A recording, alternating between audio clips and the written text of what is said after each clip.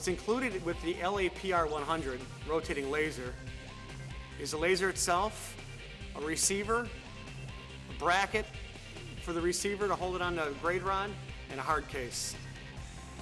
My goal today is to show you how simple it is to check a foundation for level. You can see the foundation behind me here. Nice big house going up here. Last thing we want is this foundation to be out of level. I can't take for granted that the concrete contractor made this foundation level. I need to check it. The old way to do it when checking a foundation for level was to use an optical transit. We'd set up a tripod a lot like this, and we'd put an optical transit on there. The problem with an optical transit is you have to level it. It has a bubble, and you have to keep maneuvering it around until the bubble stays in the middle at all times. The problem is if somebody kicks the tripod, it knocks the level out of level. Now the modern way of doing it is with a laser. This is Stabila's LAPR100. What that means is it's an automatic leveling laser, and it does it through what we call a pendulum, and that's why it's LAPR. So all I simply do is put the laser on top of the tripod, clamp it down tight so it doesn't fall off. Now when I work with a laser, what I like to do is I'll be walking on top of the foundation here, and I want the laser to be within my strike zone, between my shoulders and my knees. It'll just be easier to work with our grade rod. So what I do, I loosen up the tripod, I raise the laser up to what I think will be right in the middle. Clamp the legs, and now with this laser, what's great about this one is how simple it is to run, and that's why we consider it our residential concrete rotating laser. On the side here is a little switch, and what this is, it's the on-off switch, but it's also a clamp that clamps all the guts on the inside of this laser when it's in the off position. So when it's rattling around the back of my pickup truck on the way to the job site, it doesn't get damaged. So I simply just turn that on, and there's a bubble up on top of the laser here. All I want to do, as you can see when it's crooked, I want to just level it with my hands real quick. I'm close enough, I hit the button on rotate, and this laser is ready to go. There's no leveling involved. So what I would do then, in this situation, is I would loosen my clamp here, and you can see these steel bars we have here. This is a protective cage, but it's also an elevator. Now I'm going to put the laser up above the bars so that I don't have any blockage of the beam with these bars here. So now I'm ready to go. Next thing I would do is I grab my grade rod, and I'm going to show you that we're going to find a high spot on the foundation.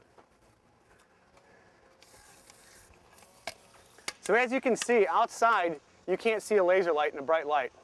So what we use is we use a receiver. And now a receiver can see the laser even when you can't.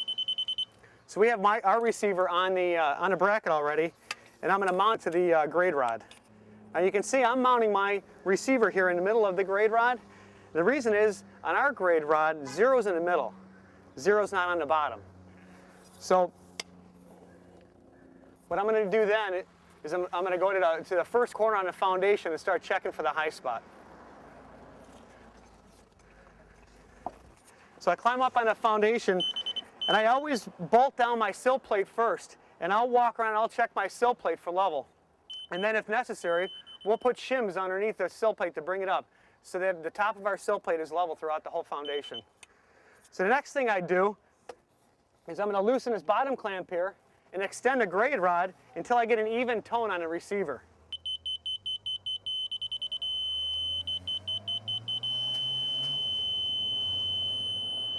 Now you can see, because of the position of the laser, when we extended the legs up, I've gotten this receiver in my strike zone that I was telling you about, right? So even tone means that the receiver and zero on this grade rod are even with that laser. So the next thing I do is I just go to the next corner.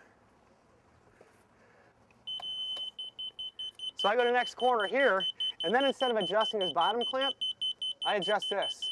When I get my receiver to give me an even tone, right there, the receiver clamp is marking 3/8 of an inch low because I have a negative. So I simply just mark 3/8 on the sill plate, and then I know to come back to it later and move it up 3/8 of an inch. So then what I do is I do the same process here. I'm going to move the receiver up and down until I get an even tone, and it'll tell me if I'm high or low.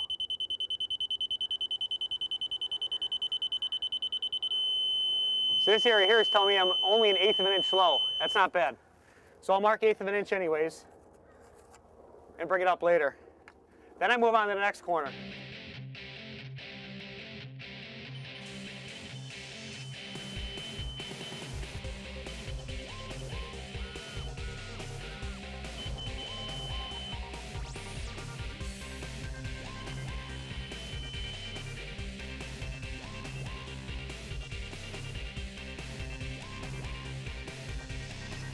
So what I did is I walked around the entire foundation and I checked every corner and every 4 feet. And I marked down there how high it needs to come up or how far it needs to go down.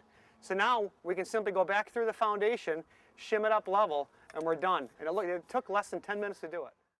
I want to show you another application with the LAPR.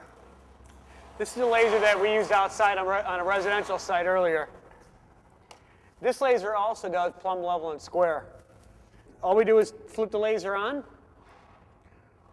We're going to rock it into place to get it close. Hit the rotation button, and it's level. Now this laser also does plumb.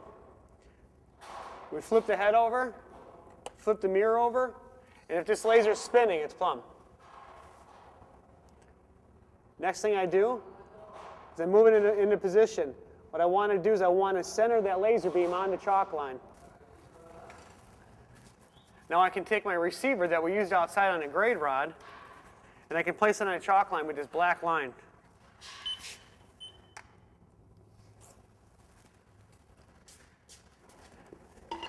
So I just bend over, pivot my laser until I get an even tone. Now I'm lined up on my chalk line. I'm ready to build my wall. Now that I have the laser lined up on this chalk line, I can use the beam that's coming out of the top of the laser to establish square off of my chalk line here. So I just take a speed square that I always have in my pouch, slide it in front of the laser until I split the beam. Now I'll just make a mark on the floor and move down the line. Put the square on the floor. Slide it into place till I split the beam. Make another mark. Snap those 2 marks together, and I have square.